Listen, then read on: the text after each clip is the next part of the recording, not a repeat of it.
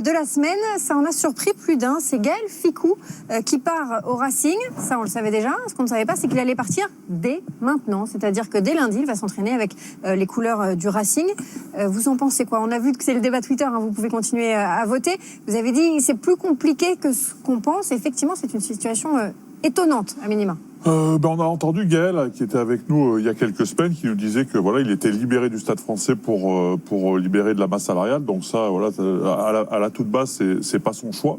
C'était pas son choix de partir, de quitter le Stade Français pour le Racing la saison prochaine.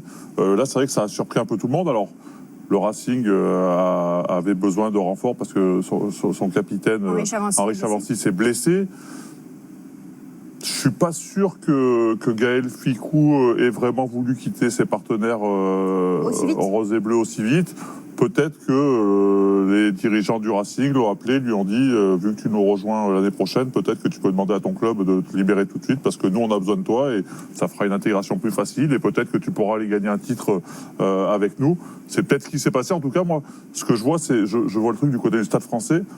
Quand on entend le discours des joueurs et du staff du Stade Français qui dit ça va être compliqué d'aller accrocher les six premières places, mais on va se battre pour y arriver.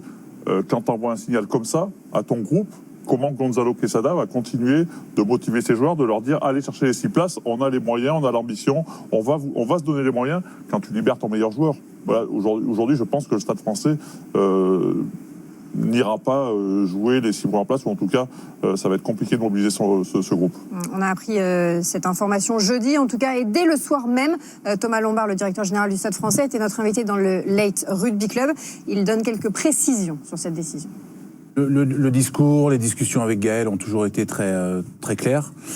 Donc il est venu trouver Gonzalo il y a 2 jours en lui posant la question de la possibilité d'une libération encore un peu plus anticipée pour rejoindre le Racing. Donc moi, si vous voulez, sur le fond, je ne vais pas aller contre la volonté d'un joueur. Je trouve que c'est contre-productif. Ce que j'aurais souhaité, c'est peut-être qu'on puisse quand même jouer ce match et qu'ensuite la décision soit prise. Après, je pense que tout le monde a été un peu pris de court par le timing. Bien sûr. Il y avait la volonté du joueur de l'annoncer à ses coéquipiers, ce qui est plutôt dans le sens d'un bon état d'esprit. Et malheureusement, après coup, la décision de la Ligue nationale de rugby du report du match, voilà, qui a amené un peu ce fiasco. C'est vrai qu'il y a un changement en cours de saison et c'est pas pour aller dans n'importe quel club. C'est quand on est au Stade Français et qu'on part au Racing, il y a une animosité, particulièrement ces dernières saisons en plus entre les 2 clubs. Oui, mais ça c'est entre les 2 clubs. Ça rentre peut-être pas dans la décision dans la décision de Gaël. Après. Moi, je disais que j'étais partagée parce qu'on connaît pas tous les tenants, les aboutissants, et parce qu'à un moment donné, si on se met on peut se mettre du côté du joueur aussi.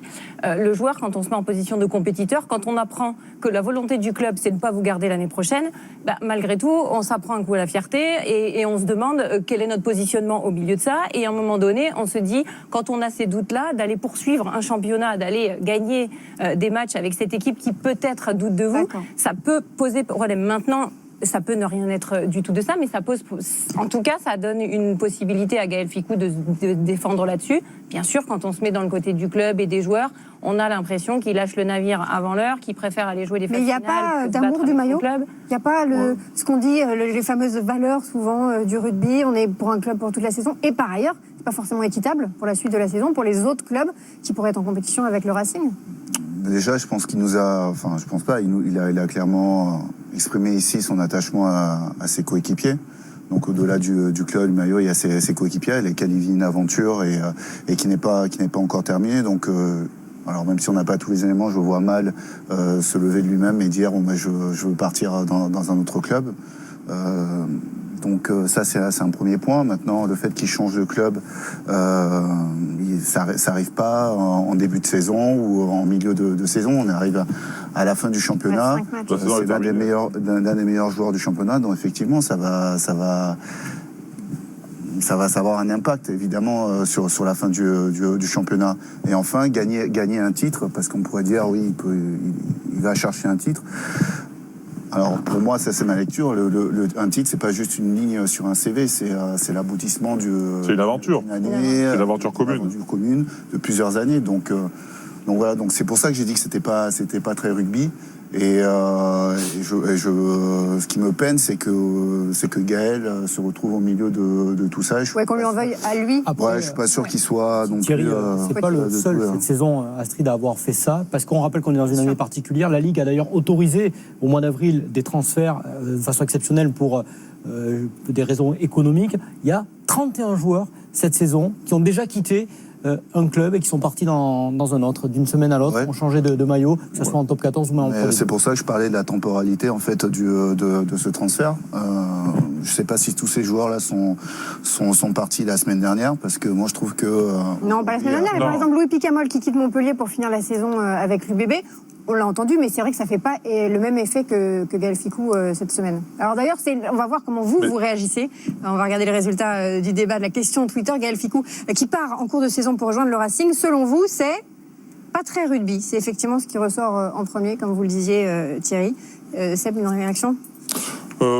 Non, parce qu'il y aurait tellement de, Alors, il y aurait tellement de choses. Non, mais il y aurait tellement de choses à dire. Enfin, je suis d'accord et pas d'accord avec tout ce qu'on a dit. Moi, je crois qu'on a eu Gaël qui a été très honnête quand il est venu.